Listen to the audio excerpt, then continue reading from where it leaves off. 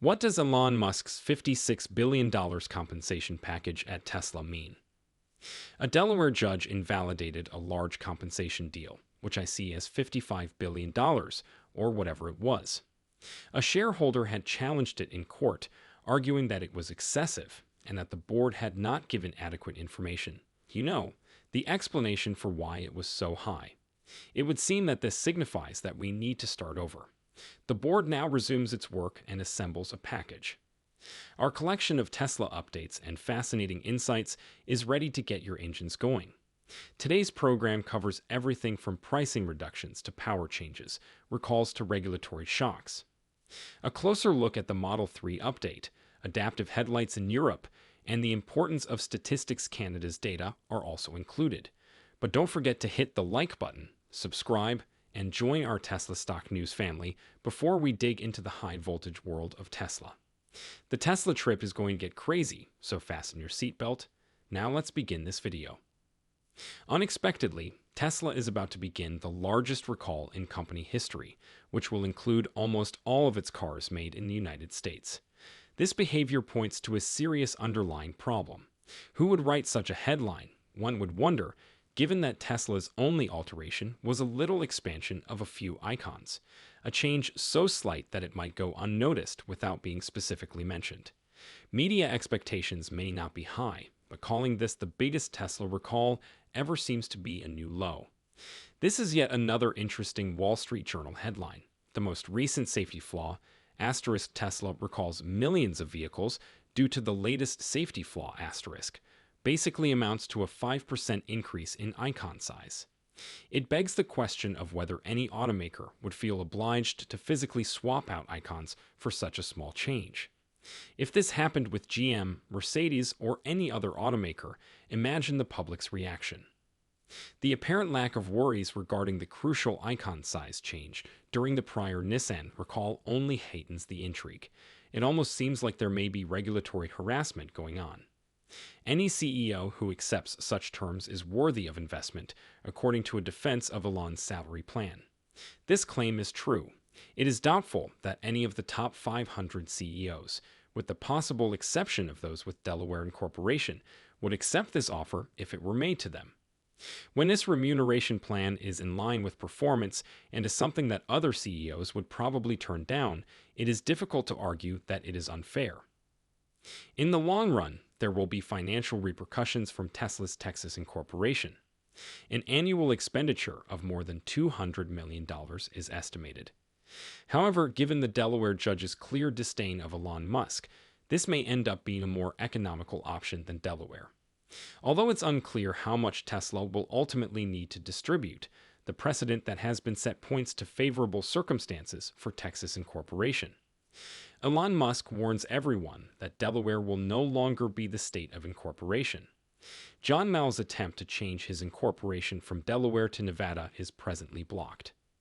Most businesses have to choose between Nevada and Texas, and Elon Musk says that since Tesla has its physical headquarters in Texas, it makes more sense to choose that state. In Canada, Tesla just lowered prices, which isn't necessarily a bad thing. In reality, it might increase Tesla's earnings because of incentives that were previously unavailable. In Canada, Tesla has slashed the price of the Model Y by as much as 6.9% or $4,000. As long as the vehicle stays under $55,000, Canadians can take advantage of a $5,000 federal rebate, which is an additional perk of this news. Some jurisdictions also provide additional incentives, including British Columbia, which offers a $4,000 reward. Customers save a significant amount of money when these incentives are combined with Tesla's price reduction. Both the long-range and rear-wheel drive Model Y variants are eligible for the even larger incentives offered by Quebec. It is anticipated that this pricing change will greatly boost Model Y sales in Canada, which will eventually improve Tesla's financial results. It is advised that prospective Model X purchasers hire the car for a few days before making a decision, particularly if the Falcon doors are not a top concern. The fact that the beginning costs for the Model 3 and Model Y are now the same in Canada may suggest that there is a high demand for the upcoming Model 3 update. Additionally, Tesla has lowered the annual percentage rate, APR, for financing in the United States, which makes the cars more accessible to consumers with good credit.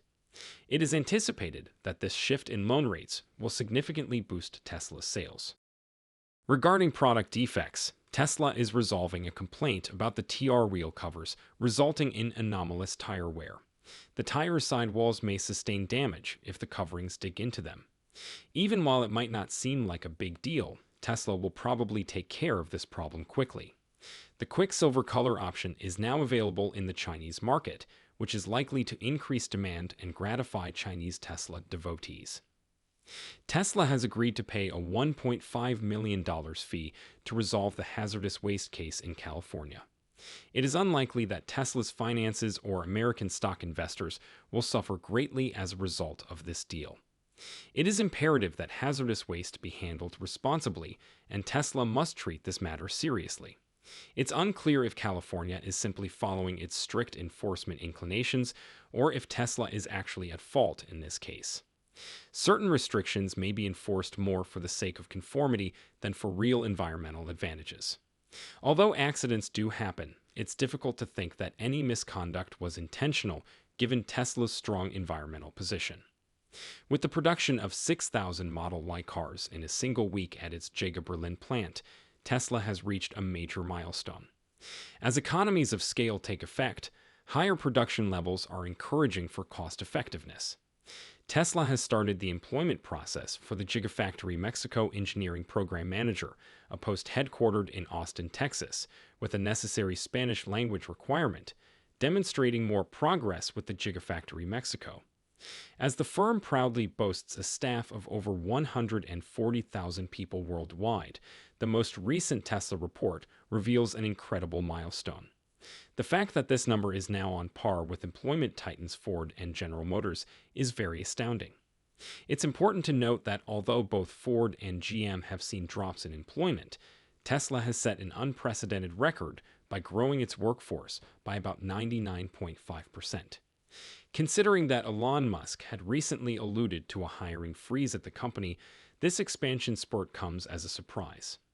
In addition to demonstrating Tesla's dynamism, this strong increase suggests the enormous potential and influence of the electric vehicle sector on employment dynamics worldwide.